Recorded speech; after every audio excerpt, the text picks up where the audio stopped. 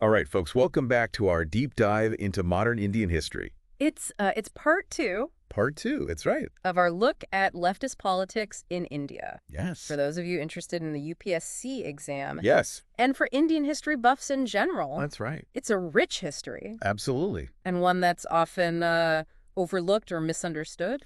Definitely. And last time we laid that groundwork, right? Yes, I did. We explored those roots of those fiery leftist ideologies Mhm. and the birth of some major communist parties in India. Exactly. But the story doesn't end there. Never does. No, it's like a good Bollywood movie, right? Right. The plot thickens. Always. Today, we're going beyond those usual suspects. Okay. And we're turning our attention to some of those intriguing players that you might not find in your standard textbook summaries. I like that. I'm talking about a party founded by none other than Subhas Chandra Bose. Oh, wow. We're going to talk about how those leftist ideas snuck their way into even the Indian National Congress. Fascinating. And ultimately, we're going to talk about those victories. Yeah. And let's be real. The fumbles Yeah. of the left as they tried to shape the destiny of India.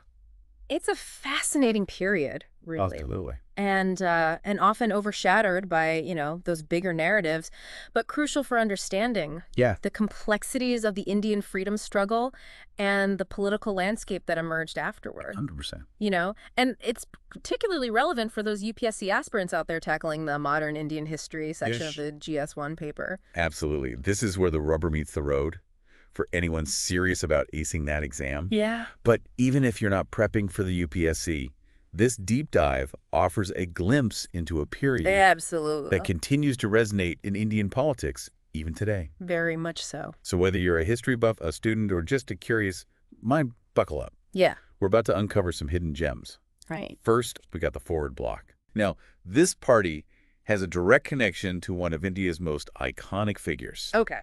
Subhas Chandra Bose. That's right. The Forward Bloc bursts onto the scene in 1939. Okay. Founded by Bose after a very public and, let's be honest, dramatic split from the Indian National Congress. So it wasn't just a breakup.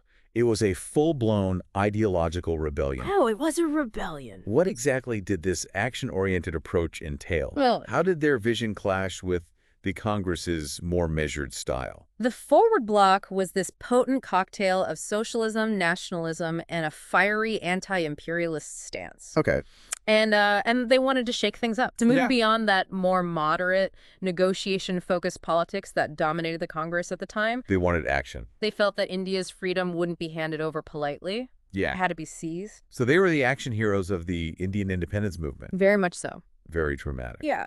Now we know that many leftist parties emerged during this period. Yeah.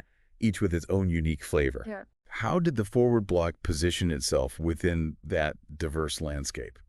Well, I mean, their message definitely appealed to those Wonderful. who craved a more assertive and radical approach to achieving independence. Yeah. I mean, they attracted a following among students, youth, Okay. and sections of the working class who were drawn to that fiery rhetoric and call for direct action.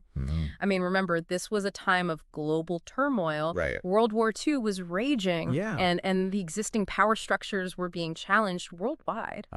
So the global context played a role, Very much so. adding fuel to that fire of discontent, Yeah. like a domino effect. Right, right. Global upheaval influencing local politics. Exactly. So what became of the Forward Bloc after India finally tasted freedom in 1947? Well, they continued as a political party, Okay. but always remained a big player on the national stage. Right. They often found common ground with other leftist groups, Yep. especially when it came to pushing for socialist policies. But they never achieved the same clout as the larger communist parties. That's really interesting. You know? You have a party born out of this desire for rapid change, Yeah. led by a charismatic figure, Mm-hmm. but they end up playing second fiddle to the larger, Right. perhaps more organized communist parties. Yeah. What does that tell us about the complexities of leftist politics in India? Well, it's crucial to move beyond simple labels Okay. and delve into those specific contexts, personalities, Yeah. and strategic decisions that shaped the trajectory of these movements. Okay. Now, speaking of diverse approaches within the left, Yeah. our next stop takes us to the Revolutionary Socialist Party, All right. or RSP as they're better known. RSP. Okay. And this is where things get really interesting, especially for anyone fascinated by those ideological crossovers. Okay. You've piqued my curiosity. What makes the RSP stand out from the crowd? Well, the RSP's roots lie in that hotbed of intellectual and political ferment. Okay. The Bengali socialist movement, what sets them apart is this intriguing blend of Marxist ideas Okay. with a distinctly Gandhian approach. Wow, that's quite the ideological fusion. Talk about an unexpected pairing. On the surface, it seems like an odd marriage. Right. Marxism, with its emphasis on class struggle and revolution, Yeah. and Gandhism, rooted in nonviolence and spiritual principles. How do they manage to reconcile those seemingly contradictory philosophies? That's the million-dollar question. Yeah. The RSP was all about finding that middle path, Okay. adapting Marxist principles to the Indian context. Okay. They embraced the Gandhian emphasis on nonviolent resistance and mass mobilization, Okay. but they coupled it with a sharp critique of capitalist exploitation and a commitment to working-class empowerment. So they took that global ideology and gave it a distinctly Indian twist. Exactly. Added that dash of local spice. Right. And this wasn't just an intellectual exercise, right? Yeah. They were active on the ground, engaging in real-world politics. Yeah. Where did they focus their efforts? They were particularly active in West Bengal and Kerala, Okay. both regions, with strong labor movements and a history of leftist activism. They championed the rights of workers and peasants, organizing protests, leading strikes, advocating for policies that addressed social and economic inequalities. So they were bridging that gap between theory and practice, Exactly. taking those grand ideas and translating them into tangible action. Now, we've talked about two distinct flavors of leftist politics. Okay. The Forward Bloc, with its emphasis on action and challenging the establishment, Yeah. and the RSP, blending Marxist and Gandhian ideas to fight for the working class. But this is just the tip of the iceberg. Oh, yeah. The leftist landscape in India was incredibly diverse, It was. with a whole constellation of smaller parties orbiting around these bigger players. It's like a kaleidoscope of ideologies, Okay. each reflecting a different facet of leftist thought. That's a lot. You've got everything from dedicated Marxist-Leninist groups, determined to follow the path laid out by their ideological forefathers, Okay. to those advocating for a more homegrown version of democratic socialism, tailored to the specific needs and challenges of Indian society. Okay, hold on. I know you're about to drop a list of names, Well, I could. and I'm already feeling a bit overwhelmed. Yeah. For our listeners, especially those prepping for the UPSC exam, it's easy to get lost in the weeds here. It is. It's like staring at a dense forest and trying to identify every single tree.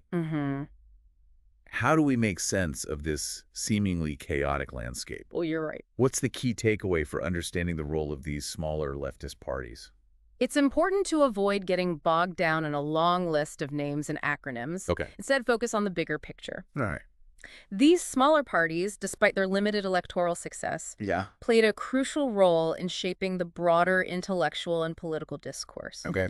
They kept those radical ideas bubbling away, challenging the status quo, and pushing for a more equitable society. So they were like the yeast in the dough, I like that analogy. causing that ferment and rise, even if they weren't the main ingredient. Yeah. And I know we have to keep moving, but before we do, can you give us a taste of some of these lesser-known Sure. but significant players, just to give our listeners a flavor of that ideological diversity? All right, let's pick a couple that really highlight that range of perspectives within the left. Okay. First, let's look at the Marxist Communist Party of India United, or MCPI. MCPIU. These folks emerged from various splits within the larger communist parties, Okay. highlighting those internal debates and disagreements that often characterize the movement. So those internal rifts, those clashes of egos and interpretations, Yeah. they weren't unique to the Congress. No. It seems like a universal challenge for any political movement that gains momentum. It is. It's that age-old question, how do you balance unity with the freedom to dissent? Right. But I digress. Sure. Tell us about another player in this leftist Game of Thrones.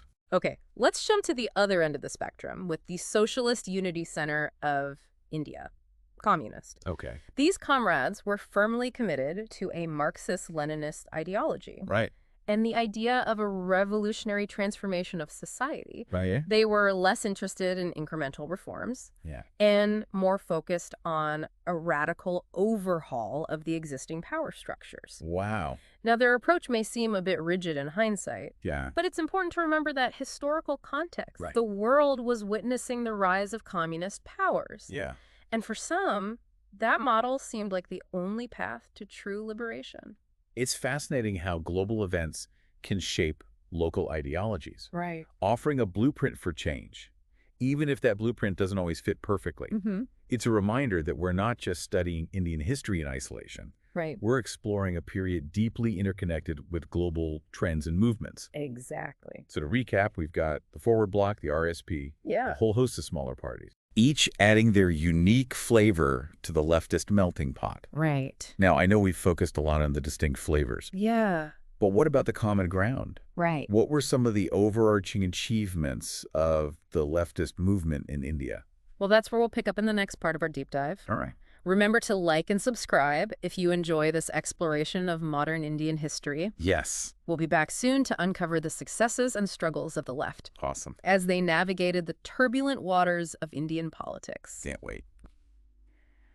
Welcome back, We're back. history enthusiasts. Yes. We left off talking about that colorful tapestry of leftist parties in India, Yes. each with their own distinct approach to achieving a more equitable society. Absolutely. Now it's time to shift gears a bit. Okay. And explore some of the common threads that united these diverse groups. Okay. Despite their internal squabbles and ideological variation, Yeah. they shared a common goal Right. to improve the lives of ordinary Indians and challenge those structures that perpetuated social and economic inequality. So like a family. Right, kind of like a family. You might have your disagreements and your squabbles, Right. but ultimately you're bound by those shared values Mm-hmm. and that common purpose. Exactly. So let's talk about the family business, so to speak. Okay. What were some of the key areas where the left managed to make a tangible impact? One of their most significant achievements was their unwavering commitment to organizing workers and peasants. Okay. They understood that true power resided in collective action, in giving a voice to those who were often marginalized and exploited. So they weren't just armchair revolutionaries, No. theorizing about class struggle from a distance. Right. They were rolling up their sleeves They were. and getting their hands dirty, Mm-hmm. fighting for concrete improvements in the lives of ordinary people. Absolutely.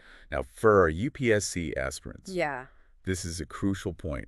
The left's role in labor movements and peasant uprisings is a frequent topic in the exam. Very much so. Make sure you understand those key figures, Yeah. organizations, and events Yeah. associated with these struggles. Absolutely. Pay close attention to those regional variations as well. Yes. The nature of these movements differed depending on the specific economic and social conditions of each region. Right. Now, beyond their direct impact on labor and peasant movements, Okay.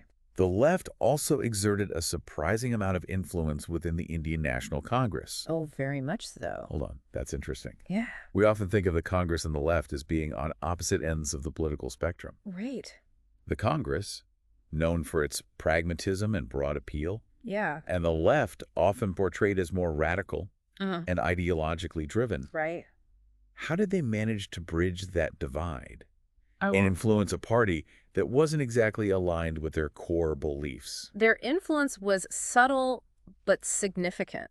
They realized that achieving meaningful change required working within the existing power structures. Even if those structures weren't perfect, Yeah. they strategically positioned themselves within the Congress, Okay. leveraging their intellectual prowess and organizational skills Yeah. to shape the party's direction from within. Interesting. Remember, we're talking about some of the most brilliant minds of the era. Oh, yeah. Individuals like Jawaharlal Nehru and Subhas Chandra Bose, Right. both deeply influenced by leftist thought. So it's not just about street protests and fiery speeches. Yeah. It's also about mastering the art of political maneuvering, Hmm. playing the long game, Yeah. and infiltrating those corridors of power. Right. Now, for our listeners who might be rolling their eyes thinking, oh, here we go with the political scheming, I mean, I want to emphasize that this wasn't about personal gain. right. These individuals were driven by a genuine desire for social justice and a belief that true independence wouldn't be achieved without addressing the economic and social inequalities Exactly. that plagued Indian society. Absolutely. Their goal wasn't to grab power for power's sake. Right. They wanted to use their influence Mm-hmm. to push the Congress toward a more progressive path, Yeah. one that prioritized the needs of the masses. Uh-huh. They understood that political freedom without economic justice would be meaningless for the vast majority of Indians. Absolutely. Now, this wasn't always a smooth process. It wasn't. There were clashes, Yeah. disagreements, and moments of intense frustration. Sure. But their persistence paid off. That did. Okay, give us some concrete examples. Sure. How do they translate those lofty ideals into tangible policy changes? I mean, For our UPSC folks, Yeah. specific examples are gold. absolutely. It's the difference between a vague understanding and that crisp, detailed knowledge Right. that exam graders love. Here are a few highlights. Yeah. In 1931, the Congress, under pressure from its leftist contingent, Okay. adopted resolutions on fundamental rights and economic policy. Hmm. These resolutions, while not as radical as some had hoped, Yeah. laid the groundwork for a more inclusive and just society. Okay. Then, at the FISPER session in 1936, Yeah. the focus shifted to shaping economic policy in a way that would benefit the masses. Interesting. Again, the left played a key role in pushing for these changes. So they were planting those seeds, They were. nudging the Congress toward a more socialist direction. Mm, So it's like a slow but steady drip, drip, drip, I like it. slowly eroding the resistance and Yeah. creating space for new ideas to take root. Right. But these were still early days, The right? early days. The real test would come after independence, Sure. when the task of nation building began in earnest. Absolutely. You're absolutely right. Yeah, The post-independence era presented both opportunities and challenges for the left. it did. They were instrumental in shaping the Constitution, ensuring that it included provisions for social justice and economic equality. Yes. Figures like B.R.M. Bedkar, Right. deeply influenced by socialist thought, Mm-hmm. played a key role in drafting the Constitution. Yes. This is another crucial point for UPSC prep. It is. Understand the link between leftist ideologies Yeah. and the shaping of the Indian Constitution. Right. It's not just about rote memorization. No. It's about grasping those deeper connections and influences. Exactly. Now, beyond the Constitution, how did the left influence policy decisions Wow. in those early years of independence? They consistently advocated for policies that promoted social welfare, Okay. land reforms, and greater state intervention in the economy. Right. They weren't always successful, of course. Yeah. The Congress under Nehru's leadership opted for a mixed economy model, Okay. a pragmatic approach that blended elements of socialism with capitalist principles. A hybrid approach. Yeah, this led to tensions and disagreements. Sure. But the left's voice was still heard in those policy debates. So it's a mixed bag, right? Yeah. Some wins, some compromises, Yeah. and some outright defeats. Yeah, But their influence is undeniable. They absolutely. helped shape the discourse, Mm-hmm. pushed for progressive policies, Mhm. and ensured that the needs of the masses were not completely ignored. Right. Now, I know we can't just focus on the sunny side of the street. Right. Every movement, every political force has its limitations. Of course. Its blind spots. Yeah. Its internal contradictions. Absolutely. And the left was no exception. Right. In fact, some would argue that their internal divisions and strategic missteps ultimately prevented them from achieving their full potential. Yeah, that's a point we can't shy away from. All right. Their journey was marked by both triumphs and struggles. Okay.